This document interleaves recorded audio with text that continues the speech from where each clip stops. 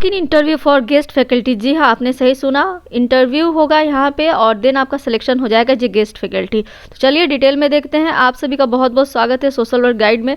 और यहाँ पे हम बात कर रहे हैं एक ऐसी जॉब वैकेंसी की जो कि आपको वॉक इन नेचर का है। So university desire to engage the service of guest faculty on short term contract basis. और यहाँ पे मेन कैंपस हैदराबाद के लिए अलग अलग डिसिप्लिन में वैकेंसी आई है।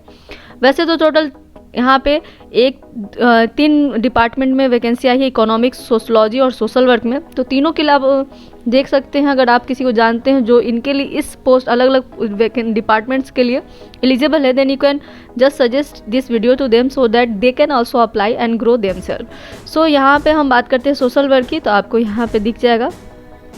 थोड़ा सा मुझे लगता है यहाँ प्रिंटिंग मिस्टेक है, 1 के बाद यहाँ 2 होना चाहिए, यहाँ 3 होना चाहिए, बट कोई बात नहीं, इसे हम लोग 3 ही मान लेते हैं। और यहाँ पे डिपार्टमेंट ऑफ सोशल वर्क में टोटल यहाँ पे नंबर ऑफ 1 वैकेंसी है सोशल वर्क डिपार्टमेंट में।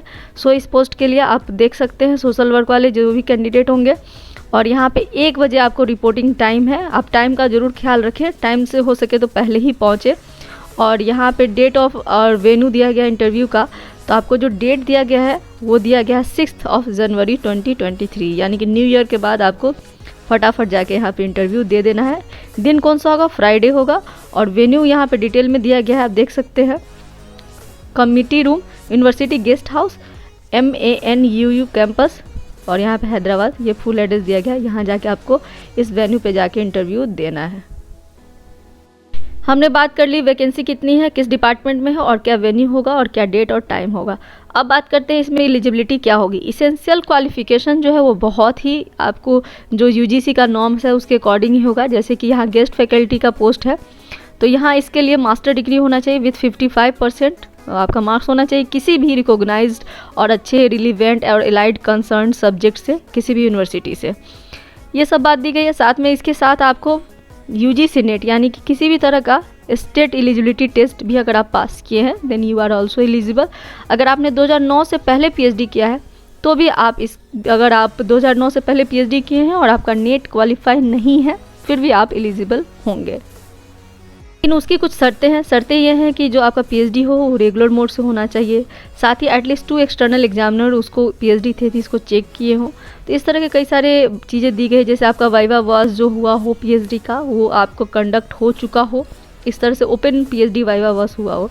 इस तरह से कुछ यहाँ पे 2 रिसर्च पेपर आपका पब्लिश होना चाहिए PhD वर्क से, और इस तरह से एटलीस्ट 1 रेफर्ड जर्नल में होना चाहिए।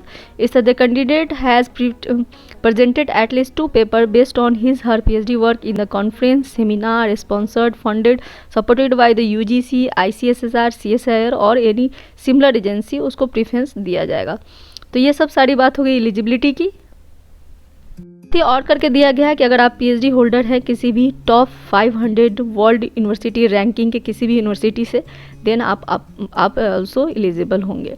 अंत में दिया गया है नॉलेज ऑफ उर्दू। उर्दू का नॉलेज बहुत इंपॉर्टेंट है, चूँकि ये उर्दू यूनिवर्सिटी है तो इसका एक अपना जो यूनिवर्सिटी का एक्ट होता है उस एक्ट के सेक्शन 4 के थ्रू आपका जो मीडियम ऑफ इंस्ट्रक्शन है वो उर्दू होना चाहिए यूनिवर्सिटी के अंदर। तो आपको किसी भी 10th या 12th लेवल पे या फिर UG लेवल पे आप किसी भी इस लेवल पे आप उर्दू पढ़े हों, तो ये यहाँ पे बहुत ही इंपॉर्टेंट चीज़ है। बाकी सब चीज़ सिमिलर है अदर यूनिवर्सिटी से, सिर्फ यहाँ पे एक चीज़ एक्स्ट्रा दिया गया है, चूँकि ये यूनिवर्सिटी का नॉर्म्स है तो यहाँ पे आपको उर्दू आनी चाहिए। चलिए अब थोड़ा पैसा पानी की बात कर ले, तो यहाँ पे सैलरी जो होगा 50,000 पर मंथ होगा एज़ पर UGC नॉर्म। और जो मैक्सिमम एज लिमिट ऐसे नहीं दिया गया है कि क्या है, बट प्रेफरेंस दिया गया है कि 35 के अगर बिलो होंगे तो आपको प्रेफरेंस दिया जाएगा।